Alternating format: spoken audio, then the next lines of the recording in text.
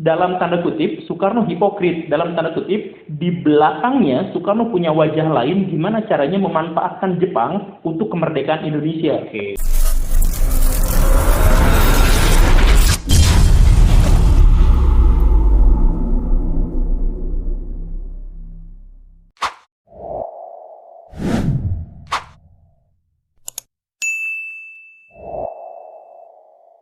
Negara-negara Barat. Oke lah, Jepang mundur penjajahan Kalijaga, kemudian Jepang menguasai Indonesia gitu kan.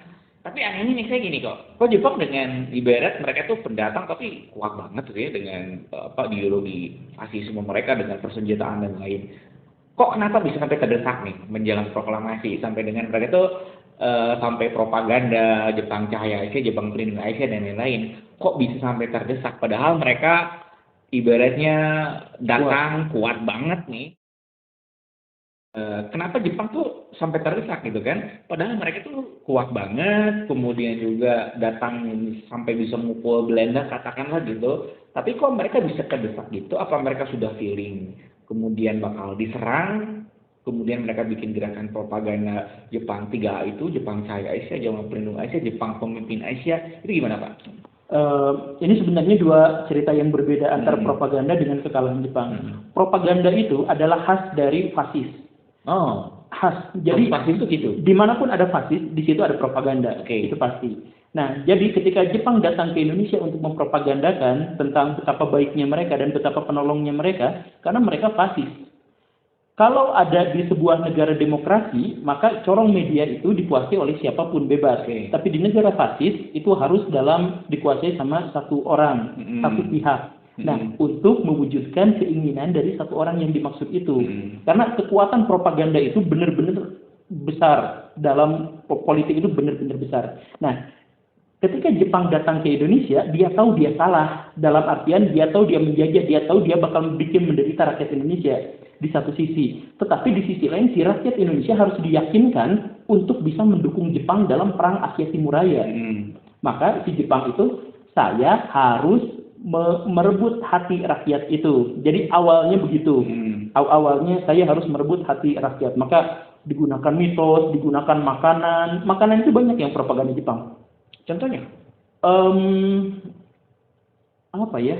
Nasi tumpeng bukan. Saya lupa, nanti lagi lewat. Tapi banyak sebenarnya. Banyak makanan sebagai propaganda. Banyak makanan, lagu-lagu udah jelas jadi propaganda Jepang, kemudian dan lain-lain lah. Pokoknya jadilah ya. Nah, setelah Jepang mempropaganda rakyat itu, propagandanya lewat siapa? Lewat Soekarno. Soekarno jago propaganda. Dibayar sama Jepang dan Soekarno mau. Maka Romusa kan banyak diceritakan Romusa kurus, banyak yang meninggal, mati dan lain-lain. Yang merekrutnya Soekarno. Kenapa Soekarno mau gitu? Nah, ini juga terkait dengan yang akan nanti dibahasnya. Soekarno itu sudah tahu persis bahwa Jepang akan datang ke Indonesia untuk menjajah. Tahun 27 Soekarno sudah bisa meramalkan bahwa Jepang akan datang ke Indonesia.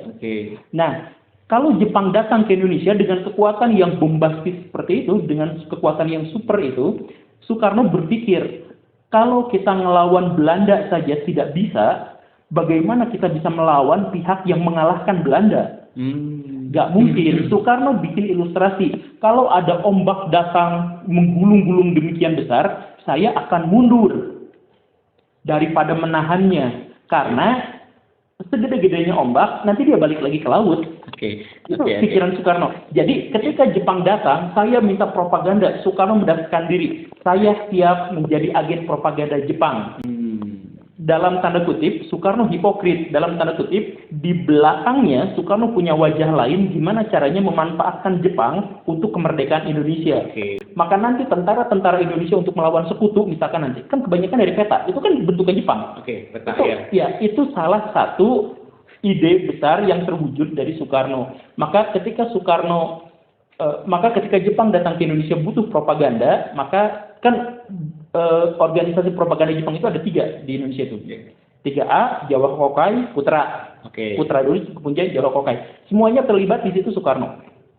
Jadi Soekarno itu kolaborator Jepang gitu. Kayak Keibodan dan itu tuh Bukan, beda lagi. Keibodan Seinendan itu barisan semi tentara, semi militer. Oke.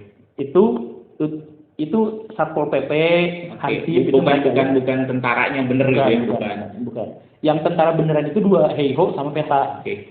Nah, lanjut. Jadi setelah Jepang datang ke Indonesia, kemudian dia propaganda, dia menggunakan Soekarno menggunakan Jepang. Kita tidak tahu ya dalam hal ini apakah Soekarno menggunakan Jepang atau Jepang menggunakan Soekarno. Yang jelas kedua belah pihak ini terjalin hubungan. Itu kita simpan dulu. Nah, sekarang yang tadi itu yang saya bilang dua hal yang berbeda.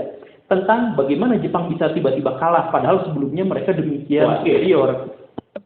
Jepang itu satu negara, Jerman itu satu negara. Mereka harus berhadapan dengan 23 negara dengan kekuatan penuh, dengan armada yang besar, dengan populasi yang banyak, dengan dua ideologi gabungan, betul kan? Iya. Iya. Rusia segitu gedenya, Uni Soviet segitu gedenya, dengan komunismenya, Amerika dengan liberalismenya, Cina dengan komunismenya yang rada aneh, Australia, India, Cina semuanya menjadi musuh dari dua negara kecil, dua negara fasis. Sebenarnya tiga, Italia. Tapi Italia itu anak bawang loh. Iya. Jadi gini, Italia itu salah satu negara yang, maaf ya orang Italia, yang paling tidak berpengaruh dalam Perang Dunia II gitu. Bahkan dia ketika berhadapan Benito Mussolini, bahkan dia berhadapan dengan negara paling lemah di Eropa pada waktu itu, Yunani, kalah. Yunani adalah negara terlemah di Eropa pada waktu itu, dan ketika Italia datang menyerang, dipukul mundur pasukannya. Jadi kita lewat aja ya Italia. Tapi Jerman dan Jepang itu superior, kuat, tetapi dia kecil, dia memiliki musuh yang sangat luar biasa, besar dan banyak, dan dia tidak memiliki sumber daya. Jadi maksudnya gini, kalau Jepang harus mengalahkan Amerika Serikat, Jepang harus datang dulu ke Indonesia, ngambil besi, ngambil karet, ngambil minyak, balik lagi ke Jepang, diproduksi di sana, jadikan tank, jadikan pesawat, baru perang lawan Amerika Serikat. Kalau seandainya, dan inilah yang akan nanti terjadi, kalau Amerika Serikat menyegat Jepang di tengah jalan, Jepang mati dari alam. Inilah yang akhirnya nanti diketahui sama Amerika Serikat dan negara-negara Barat. Kalau mau nyerang Jepang, jangan langsung ke Jepangnya, tapi loncat kodok satu demi satu wilayah ditaklukkan. Midway, perang, kalah Jepang. Kemudian pertempuran Laut Sarang. Kemudian Saipan, tahun September 44. Februari tahun 45. Iwo Jima yang terkenal itu ditaklukkan. Jadi pulau-pulau di sekelilingnya juga ditaklukkan. Itu udah. Jepang setahun nggak makan nasi. Waktu itu? Iya. Sejak tahun 44 sampai tahun 45 rakyat Jepang nggak makan nasi karena kan sumber daya semuanya dari luar. Di antaranya dari Indonesia. Semua dicegat di tengah jalan. Jepang nggak bisa apa-apa.